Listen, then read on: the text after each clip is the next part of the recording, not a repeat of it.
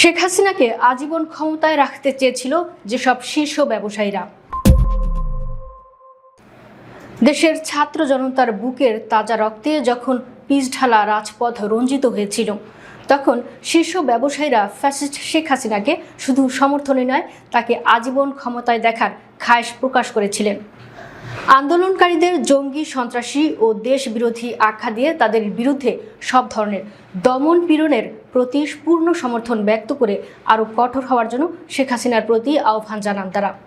জানা গেছে 2024 সালের জুলাই কোটা সংস্কারের দাবিতে শুরু হওয়া আন্দোলন দমাতে সাধারণ ছাত্রদের উপর ছাত্রলীগ সন্ত্রাসীদের লেলিয়ে দেন ফ্যাসিস্ট শেখ হাসিনা।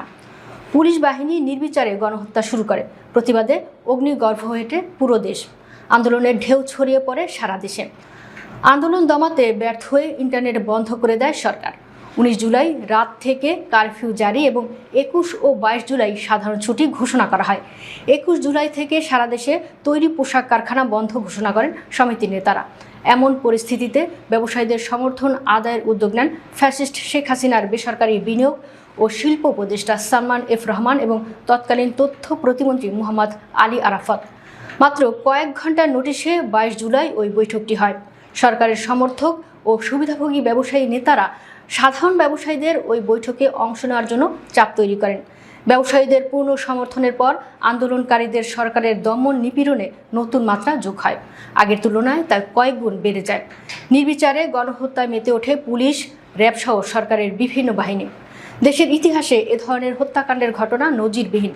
2000 মানুষের আত্মত্যাগ এবং কয়েক হাজার মানুষের পঙ্গুত্ব বরণের মধ্য দিয়ে 5 আগস্ট ফ্যাসিস্ট শাসক হাসিনার পতন ঘটে। ব্যবসায়ীদের পূর্ণ সমর্থন দেওয়ার 14 দিনের মাথায় ক্ষমতা ছেড়ে ভারতে পালিয়ে যান শেখ হাসিনা। কিন্তু তাকে সমর্থন দেওয়া ব্যবসায়ীদের একটি অংশ এখনও বহাল তবিয়তে রয়েছে। তারা নানাভাবে সক্রিয়। ভোল পাল্টে তারা এখন সরকারের আশীর্বাদ পাওয়ার জন্য মরিয়া হয়ে উঠেছেন। আবার অনেকে আত্মগোপনে রয়েছেন কিংবা দেশ ছেড়ে পালিয়ে গেছেন। কয়েকজন কারাগারে থাকলেও বেশিরভাগই রয়ে গেছেন ধরাছোঁয়ার বাইরে। জুলাই আন্দোলনের বিরোধিতা করে শেখ হাসিনাকে সমর্থন জানানো এসব ব্যবসায়ীর মালিকানায় থাকা গণমাধ্যমগুলো নানাভাবে জুলাই আন্দোলনকে বিতর্কিত করার চেষ্টা করছেন। ফ্যাসিস্ট শেখ হাসিনার প্রতি সাধারণ মানুষের ক্ষোভ প্রশমনে নানা অপচেষ্টা চালিয়ে যাচ্ছেন তারা। এদিকে হাসিনাকে সমর্থন জানানো 24 ব্যবসায়ীর বিরুদ্ধে গত 13ই জানুয়ারি আন্তর্জাতিক অপরাধ ট্রাইব্যুনালের চিফ প্রসিকিউটর কার্যালয়ে অভিযোগ করেছে বৈষম্য বিরোধী ছাত্র আন্দোলন। এ মামলায় আরও 200 জনকে অজ্ঞাতনামা আসামি করা হয়। অভিযোগের বিষয়ে তদন্ত চলমান রয়েছে। সংশ্লিষ্ট সূত্রে জানা গেছে, শেখ হাসিনাকে সমর্থন জানিয়ে সবচেয়ে বেশি জোরালো বক্তব্য দিয়েছেন বসুন্ধরা গ্রুপের চেয়ারম্যান আকবর সুবহান। সবশেষ বক্তা হিসেবে তিনি বক্তব্য রাখেন।